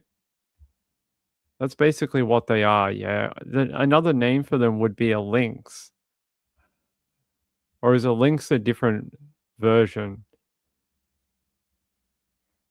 I would have thought that they're very similar. So this is a bobcat. I mean, I'd be pretty scared of that thing. It's pretty big. It's the size of a dog. We don't have that in Australia. I mean, I'd be pretty frightened of that. You got close and then realized it wasn't a cat. Looks slightly different to a house cat. Yeah, just a little bit. It's a lot bigger than a house cat.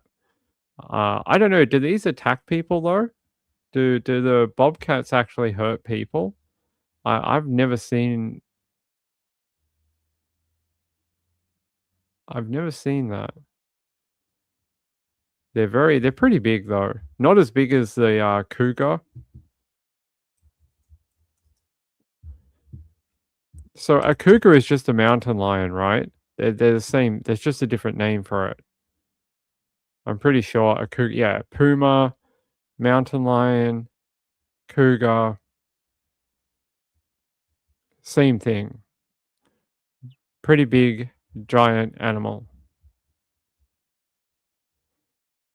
Not unless they are rabid. Well, let's hope they're not rabid.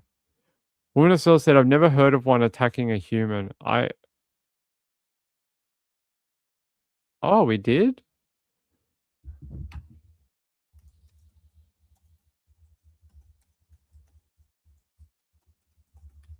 God, we've done so many stories. Oh, no, that was a leopard. That was a leopard. That was that girl in Asia who was like, hey, kitty, kitty, let me take a photo with you. And then the kitty was like, I'm going to eat your face. He was not very happy.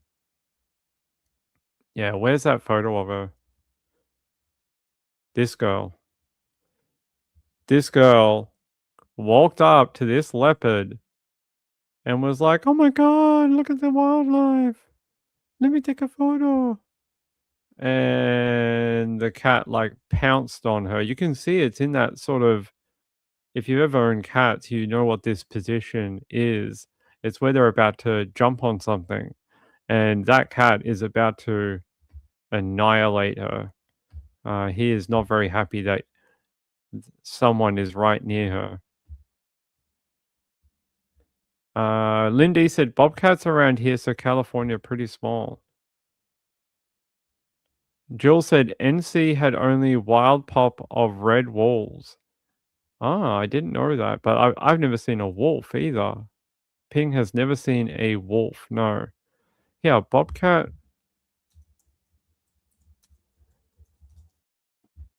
Apparently, bobcats' attack on humans are exceedingly rare. These are small-sized wildcats who are generally shy and will actively avoid people. I mean, according to this YouTube video, then they do attack people. Now that is all over social media. Pictures of an elderly man with blood on his face, and the good news is he's okay. But what happened to him has a lot of people talking. Our Shelby Myers caught up with this avid turkey hunter who has quite the story to tell. Shelby. Oh, yeah, Lenise and Cameron. Claude Strother has been hunting turkey since the 70s. But being attacked by a bobcat wasn't something he saw coming, literally. Now, we do want to warn you, some of the pictures in this story are graphic. Just a fluke deal. At 82 years old, Claude Strother is going viral. I always sit by a big tree. This time I didn't. I sat by two little trees about big as your arm, about 18 inches apart. The die-hard turkey hunter from Selma was calling up a big one on his land in Wilcox County last week when he took a hit from behind. I set the perfect storm for it. There was perfectly camouflaged in a gap, and all he could see was my head, and all of a sudden I was knocked over. And I turned and reached back. I assumed somebody had hit me with a baseball bat. It was that hard. Dazed me, but there was nothing there. And then I looked back around and the bobcat was trotting down the road, and it could have been a lot worse. The bobcat had just missed clawing Strother's eyes, and it did bite into the back of his head. Strother took these selfies to show his family right after it happened. In his nearly 50 years in the woods, this was a first. He thought I was a turkey. My yipping is real good. And he assumed I was a turkey with a wide. What a national treasure that guy is. And he's right, being that he was camouflaged and only his head was sort of visible, the bobcat probably thought he was some sort of animal, like small animal, and went, aha, and tried to attack him. And then he realized that it was actually a giant human and probably freaked out. That's pretty funny. Yeah, cat probably freaked out when it realized it was actually like a full size man instead of like this tiny, animal. Glad that guy's okay, but geez, it's pretty scary, right? Look at the marks that it put on his face. So, doesn't happen often where a bobcat gets to a human, but it does happen sometimes. Sweeney said, "This is the biggest turkey I've ever seen." Definitely, that's what the bobcat thought. Sean said he was probably using the turkey call. I think he said he was. Gaylor said he was doing a turkey call, so the cat thought he was a turkey. Probably. He's like, that dude smells like turkey. Let me get him. Let me attack him.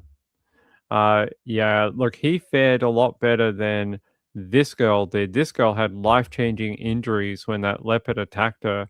Like, her face is messed up. That leopard was going to kill her.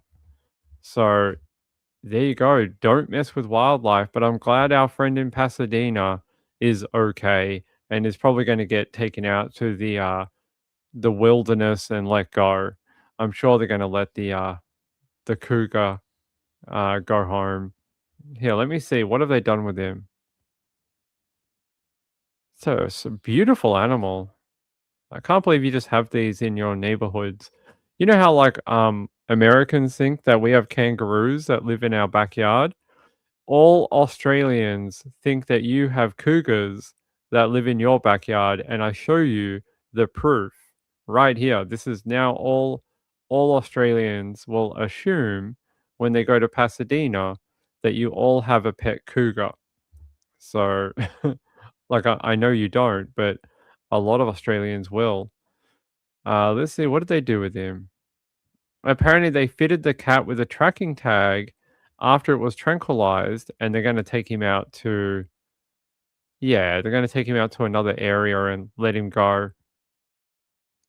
It says it did not appear that the adult mountain lion had ever been tagged. That's interesting because most of the time they are known to authorities. So the fact that he has never been tagged before.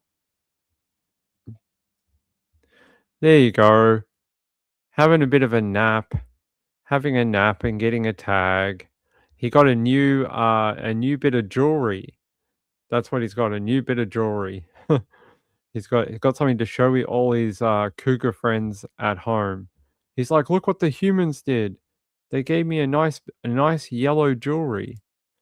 Kelly said AZ has some jaguars down there by the Mexico border the last few years. Isn't a jaguar a cougar or no?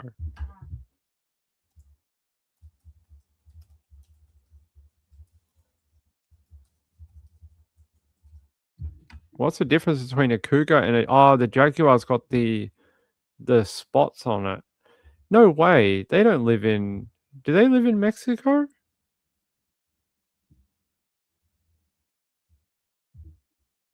That's the difference. The jaguar has the spots on it and it's yellow, not so much that beige color. Do they really live in Mexico?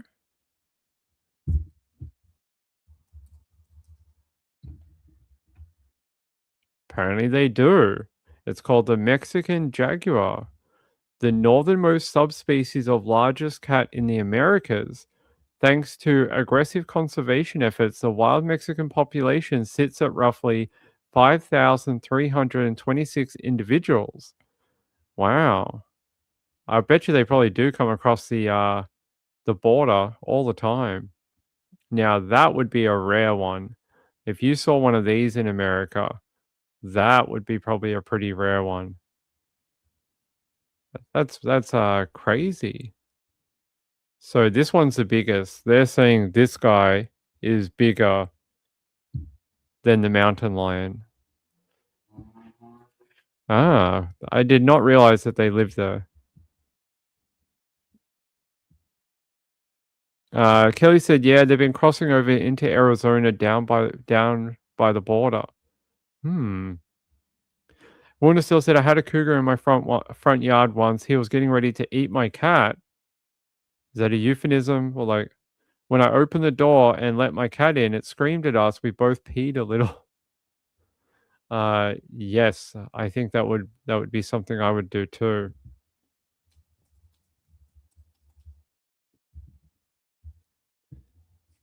So they're saying here that that jaguar are considered a native cat in Texas, and for a very long time they were hunted. Yeah, here's an old photo from back in the day where they hunted a jaguar. So yeah, apparently they consider it a native cat. There you go. AZ as well, Arizona. I'm guessing it's probably anywhere where there's a border with Mexico.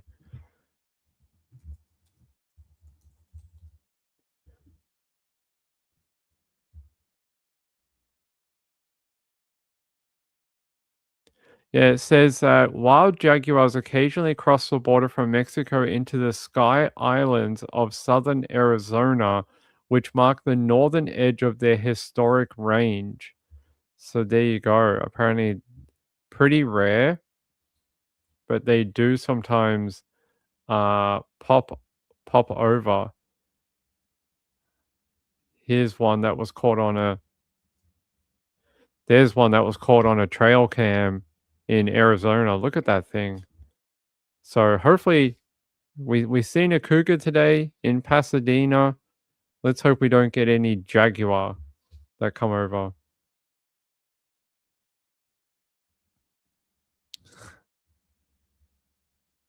Gayla said not like they would eat it. Well, I think they just hunted it. Kelly said they are tracking like 3 of them. Well, there was that old one called El Jefe. You guys remember that one from years ago? There was El Jefe back in 2013. It was all over the news articles, and I remember that one. And that was his name. And they were tracking him at one point. Here, El Jefe. And he was caught on all different cameras, and they were trying. I don't know if he's still around or if he has now died. I'm not sure. But it was a big deal at one point. Yeah. There you go. There's him caught on a camera in the wilderness. So, yeah, they do creep over the border sometimes. All right. Jefe? Okay. There we go. El Jefe. Mr. Jaguar. I don't know what happened to him, whether he yeah, I don't know if he died, but I don't think they've seen him for a long time. Yeah, did they see where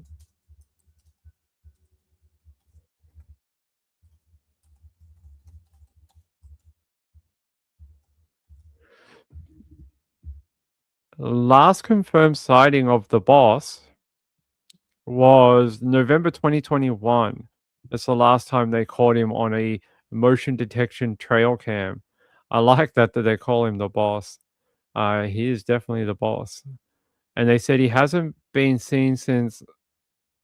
They said before the 2021 sighting of him, he hadn't been seen in a number of years since around 2015. And that the 2021 sighting was, yeah, the first time he had popped up in a number of years. So good. Maybe he'll do the same again. Means chief. Apparently, the translation that I see here is the boss, and they call him the boss. So, which makes sense. I wouldn't want to run into Mr. Jefe in the wilderness. I don't think you guys would like to run into the boss either. Gail said, I bet he has loads of kids. I mean, he is the boss. I mean, he's probably got a lot of ladies. He's probably got a lot of Jaguar ladies chasing after him, being the boss and all. We'll see. We'll see if he pops back up. But I don't think that's his friend in Pasadena. I don't think that's his cousin. The what is he? A cougar. I don't think they're friends. So there you go. There you go. Out of California, if you live in Pasadena, you had a fun day of wondering if you're going to have a mountain lion walk into your backyard. I think that would be pretty scary. Apparently, they put a stay-at-home order for people, so people wouldn't run into it. But I got to admit that that mountain lion doesn't look like it's going anywhere. It's having a push. It really doesn't look like it wants to harm anyone, does he? He's literally just having a nap. He's like, "Oh, it was a long travel. I had a long walk, and now I'm just having a nap under this nice tree." He doesn't look like he's hurting anyone. Mountain said, "Did you see this week was the 22nd anniversary of the Killdozer attack? I lived in Granbury, Colorado when it happened." Killdozer?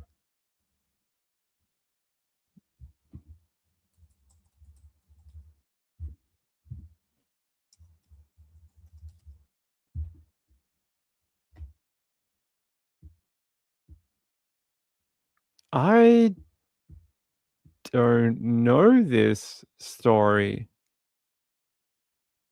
I've never heard this story before, but it's apparently on June 4th, 2004.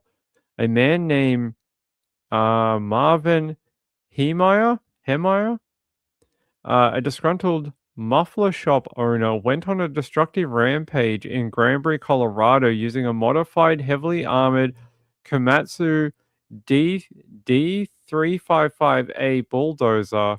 Over 18 months, he secretly fortified the 60-ton machine with concrete and dual steel plates, rendering it impervious to police gunfire. What? Why have I never heard of this before? I've never heard of this guy.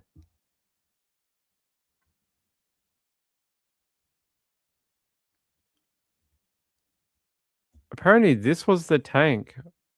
Here.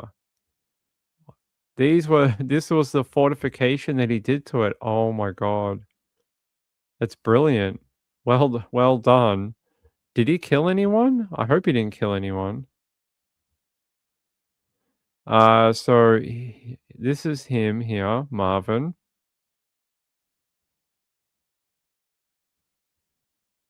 Yeah, did he hurt anyone? That's what I want to know.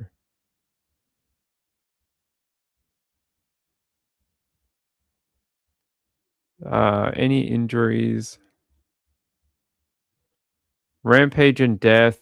On June 4, 2004, starting at around 2:15 p.m., Marvin began by driving his armored bulldozer through Mountain Creek Concrete, owned by the Dochev family. At the time of the attack, Cody Dochev was at the concrete plant screening topsoil at the gravel pit when he got a notification over his radio that there was an explosion at the precast concrete shop. Several employees attempted to stop the bulldozer by cramming objects into the treads in order to jam it, but to no effect. That's crazy. Oh, there's got to be footage of this. We'll have to have a look. All right. Let me see if I can find a news article that we can have a look at it. Because that is insane. All right, let's go. Marvin. Thank you, Mountain Bee. I've never heard of this guy before. I just got to try to find something we can actually use. Oh, yeah, here we go.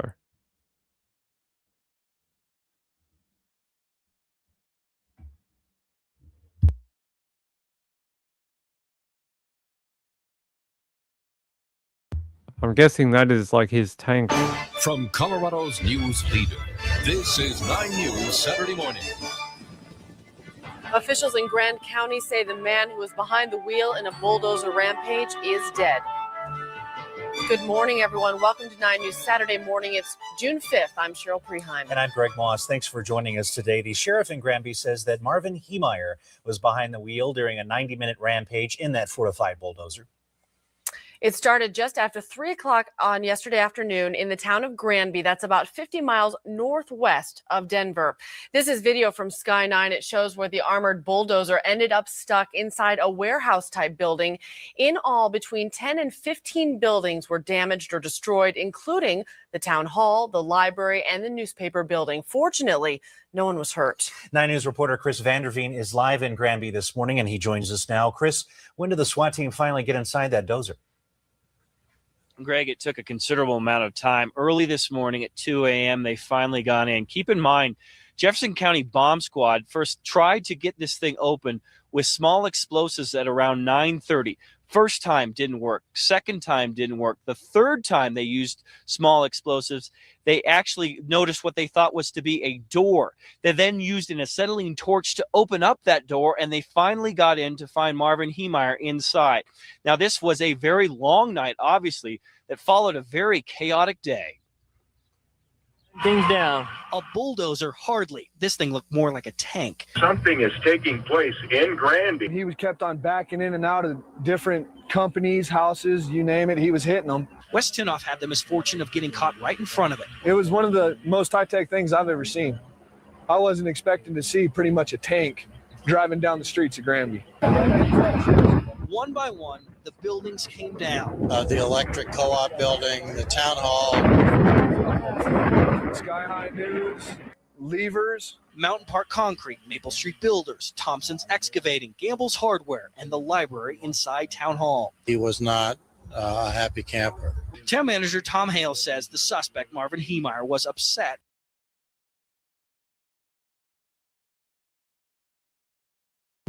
Yeah, brutal. I don't know why I don't know about this one, but I've never seen it. But look at all the damage he caused. Apparently it all stemmed from a planning thing up here. What does it say? Say he was embroiled in disputes with Granby town officials, neighbors of his muffler shop, the local press, and other citizens of the town, including over zoning rules which he believed impaired his muffler repair shop's business. Motivated by frustration, he began secretly arming his bulldozer with layers of steel. That's crazy. I will have to look more into it, but yeah, it's insane. I never heard of it either, ever. He tried to shoot up propane tanks across from the senior living center. It's lucky, like, a lot of people weren't killed. Mountain Beast said, my son was at work and had to pass him on the highway to get home. It would be a hell of a look. Yeah, looked like he was having problems with a lot of people. Jules said people will have to pay for a lot of stuff themselves. Well, I'm guessing insurance doesn't cover crazy guy in a what is it, a tractor or a bulldozer? I don't think that covers it under the insurance policy. All right.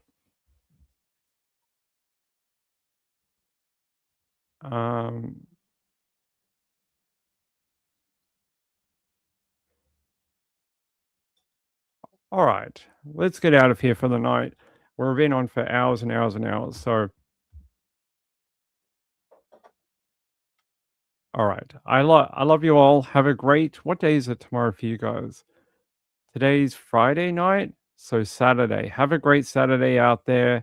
Sunday night for you guys, Monday for me. I won't be here. We're going to go do something fun for the long weekend. But so tomorrow night will be like the last show of the week, and we're going to go do we'll do more true crime tomorrow night. But yeah, Sunday I won't be here. We're going to go have fun, do something interesting. And Kelly said, did you see my Netflix comment? No. Hold on, I'll read it before we go.